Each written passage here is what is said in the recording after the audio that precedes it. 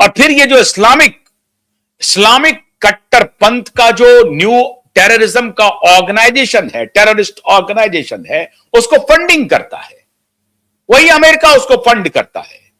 America किस मुंह से बोलेगा पाकिस्तान को वो गले लगा रहा है भारत की बिना पर? भारत एक शांति प्रिय, दुनिया का सबसे विशालतम डेमोक्रेसी, बड़ा डेमोक्रेसी, मॉडर्न में अभी अमेरिका कह रहा है कि हम सबसे पुरानी डेमोक्रेसी है। अरे सबसे विशाल और सबसे पुराना डेमोक्रेसी भारत का है। तुम तो अभी जुम्मे जुम्मे कुछ दिन पहले बने हो। सवाल मित्रों यह है कि प्रधानमंत्री मोदी ने इजरायली संसद से जो कहा है वो छोटी घटना नहीं है। और यह घटना के पीछे का सबसे महत्व क्या है कि इजरायल की यात्रा तब कर रहे हैं मोदी जब यूरोपियन यूनियन से फ्री ट्रेड एग्रीमेंट साइन करवा लेते हैं।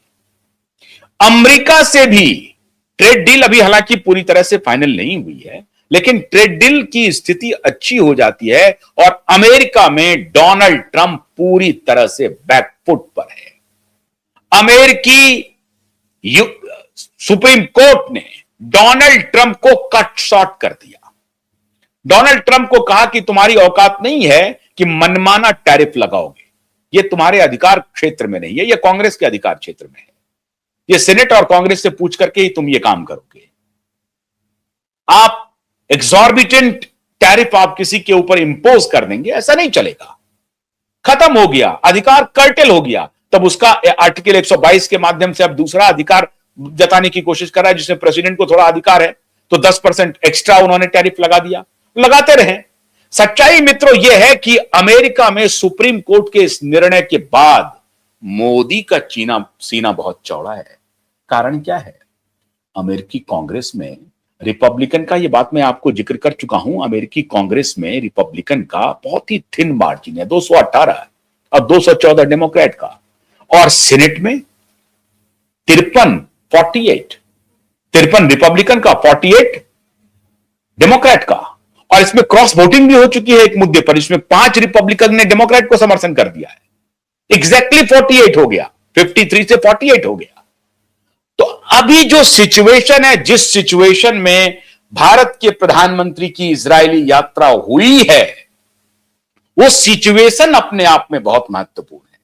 अमेरिका में एक चौधरी डोनाल्ड ट्रंप अपने सबसे वर्स्ट फेज में पहुंच गया है, सबसे वर्स्ट फेज में। अलग थलग रसिया और चाइना उनको दीवाल में साटे हुए है। यूरोपियन यूनियन उनकी गिदड़ भभकी से डरा नहीं।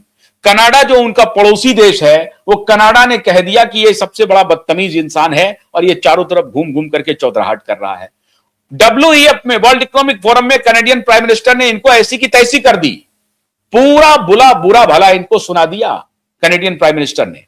और कनाडियन प्राइम मिनिस्टर ने इतना ही नहीं किया, कनाडियन प्राइम मिनिस्टर चला गया चाइना के गोद में और चाइनीज को बुला लिया। लोगों ने कहा कि साहब वेनेजुएला ने भी बुलाया था चाइनीज को, और जिस दिन चाइनीज का रिप्रेजेंटेटिव वेनेजुएला में मौजूद था, उसी दिन मुद्रों को उठा लिया था। कनाडा वैसा नहीं है। ग्रीनलैंड को तो कर नहीं पाए, डेनमार्क को तो कर नहीं पाए। 65,000 आबादी है ग्रीनलैंड की। बोली लगा दी थी ट्रंप ने 65,000 आबादी की कि हम तुमको $1,00,000 देते हैं, आ जाओ। 65,000 लोगों को $1,00,000, $10,000 से $1,00,000 की बोली लगानी शुरू कर दी थी। ये पागल आदमी, ये पागल हो गया। हालांकि इस पागलपन में कुछ और भी कहानी है। भारत के साथ जो रिश्ते टूटे हैं, उसके लिए तो मैं मानता हूं हमारे प्रधानमंत्री मोदी जी जिम्मेदार है, बात को मानिए आप। इसके बारे में मैं जिक्र कर चुका हूं कि ट्रंप के साथ अगर मोदी के रिश्ते खराब हुए हैं, उसकी जिम्मेदारी एकदम शुद्ध रूप से मोदी की है, क्योंकि वो तो आपके साथ रिश्ता निभा रहा था। आपने पाला बदल लिया, आप चले गए डेमोक्रेट के साथ और भ्रष्टाचारियों के साथ, एप्स्टीन फाइल वालों के साथ। आपको ऐसा नहीं करना चाहिए। तो खैर मोदी जी को समझ में आ गई यही बात। मोदी जी समझ चुके हैं कि कुछ दलालों ने, कुछ भ्रष्टाचारियों ने हमारे सिस्टम को हाईजैक कर लिया, कुछ मोल ने हमें गलत सलाह दी, और इसलिए हमने अपना स्ट्रैटेजी थोड़ी सी बदली थी। गलत बताया कि भाई वो तो हैरिस आ रही है, कमला हैरिस जीत रही हैं। बाइडेन पिछड़ रहे थे क्योंकि एज का इशू था, प्रॉब्लम था, उनका डिमेंशिया का प्रॉब्लम था, उनको हटा करके कमला हैरिस आ गई हैं। अब कमला हैरिस जीत रहे हैं, डेमोक्रेट जीत रहा है। फैला दिया यहां के माफियाओं ने, और खास तौर से भ्रष्ट एप्स्टीन फाइल वाले भ्रष्ट ब्यूरोक्रेट ने गुमराह कर दिया प्रधानमंत्री को। तो खैर, प्रधानमंत्री अब देर आए दुरुस्त आ गए हैं, बिल्कुल चौकन्ने हैं प्रधानमंत्री। ऐसी परिस्थिति में जब डोनाल्ड ट्रंप बैकफुट पर हो अपने ही देश में, यूरोपियन यूनियन के साथ फ्री ट्रेड एग्रीमेंट हो गया हो, इंग्लैंड के साथ फ्री ट्रेड एग्रीमेंट हो, चाइना के साथ रिश्ते सुधर रहे हो, रसिया के साथ तो रिश्ते अच्छे ही हैं। ऐसी परिस्थिति में पाकिस्तान को नेस्त नाबूद करने के लिए इजराइल की भारत की यात्रा, इस्लामिस्ट टेररिस्टों को जड़ से समूल नाश करने के लिए जो इजराइल की यात्रा हुई है, ये बेहद महत्वपूर्ण है। और इजराइल की संसद में मोदी की गर्जना, मोदी की आंख में आंख डाल करके बात, मोदी ने कहा, अब मैं सुनाता हूं वो वीडियो, स्टैंडिंग ओवेशन मिला। मोदी ने कहा कि इंडिया आपके दर्द, आपके दुख के stands with Israel firmly, with full conviction in this moment and beyond.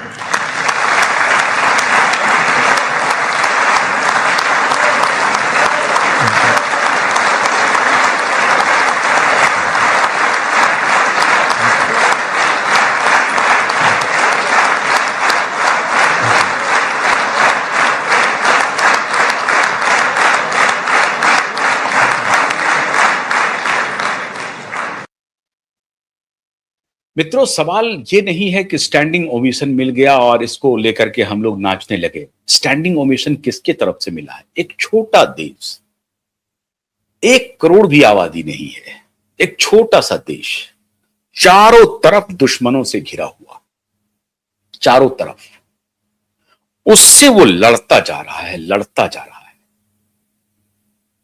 इतने होलोकॉस्ट को झेला, आज तक सबसे ज्यादा अगर परसिक्यूशन किसी कम्युनिटी का हुआ है तो यहूदी का हुआ है। उसके साथ दुनिया का सबसे सेकंड लार्जेस्ट पॉपुलस कंट्री का प्रधानमंत्री जब जाकर के खड़ा हुआ और कहा कि वी स्टैंड विथ यू, तो एक जो अल्ट्रा माइनॉरिटी में रहने वाला कम्युनिटी है उसको रे ऑफ होप दिखा, रे ऑफ होप दिखा। एक डेमोक्रेटिक कंट्री का ताकतवर नेता दुनिया का, one of the strongest leader of world. अभी अभी खबर आ रही है कि 100 मिलियन का जो फॉलोअर्स है वो क्रॉस कर गया मोदी का, 100 मिलियन फॉलोअर्स का। तो पॉपुलैरिटी रैंकिंग में भी मोदी अभी सबसे आगे चल रहा है। वो मोदी इजरायली संसद में जाके कह रहा है कि मैं आपके साथ खड़ा हूं। तो नेतन्याहू और उनको जो सांसद है उनको लगता है कि चलो कम से कम भारत तो आकर के फॉर्मली कहा कि मैं आपके साथ खड़ा हूं। कहा कोई डबल स्टैंडर्ड नहीं है, टेररिज्म पर कोई समझौता नहीं कर सकते। आपके डिमांड हैं, आपकी जो कुछ भी ग्रीवांसेस हैं, बातचीत से आइए, समाधान करते हैं, सब चीज का समाधान हो सकता है। लेकिन पाकिस्तान के तरह छद्मी वॉर करेंगे, पाकिस्तान, टर्की और टू सम एक्सटेंट ईरान भी अगर फलस्तीन को सपोर्ट करेगा, इराक भी फलस्तीन को सपोर्ट करेगा, सऊदी अरब भी फलस्तीन को सपोर्ट करेगा, तो यह बर्दाश्त नहीं होगी। सिर्फ on the basis of religion ऐसा नहीं हो सकता है। आप यरूशलेम, आप तीनों का जगह है, अगर मिल बैठ करके नहीं रहेंगे तो क्या होगा? आपका कहना है कि नहीं यहूदी आकर के हमारे ऊपर कब्जा कर लिया। कौन सा? पूरी दुनिया में कब्जा किए आप जाकर के, आप यहूदी को कह रहे हैं कि हमको आकर के कब्जा कर लिया। कमाल बात है। आप यहूदी को इजराइल से हटाना चाहते हैं, आपको कोई कहता है भारत से चले जाओ तो आपको पीड़ा होने लगती है, पेट में दर्द शुरू हो जाता है। वही नैरेटिव है ना, और इसीलिए नैरेटिव दूसरा फैला रहे हैं अभी आप, वो सब नैरेटिव का चल रहा है। मोदी से इसलिए घबराहट होती है। मोदी स्ट्रेट फॉरवर्ड बात कर रहे हैं, सीधा सीधा कहा, no double talk, straightforward communication है, no double talk on terrorism. नहीं होगा ये। Wherever terrorism exist, it is a threat for the humanity at large. सीधा सीधा मोदी कह रहा है यह मानवता के लिए बहुत बड़ा खतरा है। तो टेररिज्म के पक्ष में नहीं खड़ा रह सकता है भारत, जहां कहीं भी है। अगर मुस्लिम कंट्री भी टेररिज्म का शिकार है तो उसके साथ भी खड़ा है भारत। लेकिन पाकिस्तानियों की तरह नहीं कि फैक्ट्री बना दिया इन्होंने, टेररिज्म की फैक्ट्री बना दी, पनाहगाह बना दिया, और डोनाल्ड ट्रंप उसको समर्थन कर रहे हैं। बाइडेन करते तो एक बात होती, ओबामा करते तो एक बात होती। वो ओबामा ने भी नहीं किया, घर में घुस करके, एबटाबाद में घुस करके खत्म किया ओसामा बिन लादेन को। ये कौन थे? डोनाल्ड ट्रंप तो नहीं थे, यही डेमोक्रेट ओबामा थे। घर में घुस करके किया, पाकिस्तान की सोवरेंटी को ताक में रख करके किया। रिपब्लिकन नहीं था वो, डेमोक्रेट था। सो कॉल्ड अलाइंड फोर्सेस थे, उन्होंने किया। तो अमेरिका अपने बारे में काम करता है, दूसरे के बारे में नहीं सोचता है। मित्रों, मैं मानता हूं कि इजराइल में प्रधानमंत्री मोदी का जो भाषण है वो पूरी दुनिया के लिए चेतावनी है। एक तो अगर इजराइल ठीक से शांति के तरीके से काम कर रहा है तो आप उन्हें डेसिमेट मत कीजिए, नंबर 1। नंबर 2, टेररिज्म पर डबल टॉक चलेगा नहीं। और नंबर 3, तो अभी बहुत सारे एग्रीमेंट होंगे इजरायली टेक्नोलॉजी का। एक इधर चल रहा है, एप्स्टीन में फाइल में जिक्र था, 2017 में कहा कि जाओ वहां डांस करो, तो नाच करके प्रधानमंत्री आए। अब वही एप्स्टीन फाइल में कुछ इधर उधर निकले नहीं, इसीलिए ये गए हैं उस फाइल के कुछ चीजों को मिटाने के लिए, डिलीट करने के लिए। अजब तरह का नैरेटिव है, कोई जिक्र नहीं है। अरे कोई अधिकारी, कोई प्राइवेट सिटीजन किसी से बात कर रहा है और किसी का नाम ले रहा है, तो ये तो इंटेलिजेंस एजेंसी करते रहती है। एफबीआई पर कैसे भरोसा करें? एफबीआई पर पूरी तरह से भरोसा नहीं की जा सकती। तो चलिए, इनके पेट में दर्द होता रहेगा। मोदी ताली बटोरता जा रहा है और भारत, मेरे लिहाज से अगर आप पूछेंगे तो वो एक स्टेटमेंट जो है कि नो डबल टॉक, सीधा सीधा वार्निंग है डोनाल्ड ट्रंप को। बहुत बहुत शुक्रिया, नमस्कार।